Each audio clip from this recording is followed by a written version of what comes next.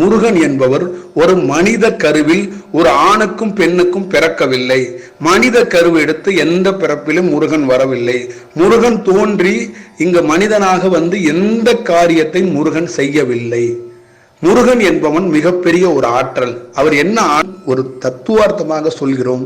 உடலில் ஒரு மனிதன் மேம்பட்ட நிலையை அடைந்து கழுத்துக்கு மேல் வந்து தலையில் நிற்கும் போது நெத்தி பகுதி என்பது 6 படை என்பது அருமே முருகன் என்ற பொருள். அந்த அருங்கோணம் என்பது 6 படை வீடு. அப்ப அருங்கோணம் என்பது நம்ம நெத்தி தான் அருங்கோணம். நம் நெத்தி என்பது திரை. நெற்றிக்கண்ணுக்கு நன்மையை காட்டுகிறான். இதுதானே முருகன் தத்துவம், இதுதானே முருகன் செயல், இதுதானே முருகனுடைய படைப்பு. போகர், அகத்தியர், இத்தனை சித்தர்கள் படைத்து வைத்திருக்கின்ற படைப்பை மாற்றி கற்பனையில் ஒரு கதாபாத்திரமாக நீங்கள் சொல்லிக் கொண்டே இருந்தால் எவன் ஞானம் அடைவான்? எவன் ஞானத்தை நோக்கி வருவான்? எவன் தெரிந்து கொள்வான்? இந்த தத்துவத்தை அறியாமல் எத்தனை ஏழை எளியவர்கள், எத்தனை தாய்மார்கள் இன்னமும் கண்ணீர் வடித்துக் கொண்டே பல ஆண்டுகள் சுத்தி கொண்டிருக்கிறார்களே. நீங்கள் ஒவ்வொரு தொலைக்காட்சியிலையும் உட்கார்ந்து கொண்டு என்ன பேசுகிறீர்கள்?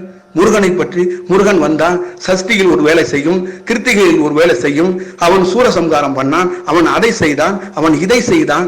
இதையெல்லாம் தத்துவார்த்தமாக உள்ளே ஒரு யோகி கண்டறிந்து இந்த வேலை. முருகன் என்பது தத்துவம், முருகன் என்பது செயல். தமிழ் கடவுள் என்பதோ, முருகன் ஒரு தாய் தந்தைக்கு பிறந்து ஒரு செயலாக்கம் செய்தான் என்பதோ நீங்கள் ஒரு கதையாக சொல்லி மக்களிடம் கொண்டு போய் கொடுத்துட்டீங்க. அவன் ஞானம் அடைய முடியாமல் தத்தளிப்பதற்கு காரணம் என்ன என்று கேட்டால், அவனுக்கும் முருகனுக்கும் இடைவெளி விருந்து விட்டது. அவன் முருகனை கடவுளாக பார்க்கிறான். தனக்கு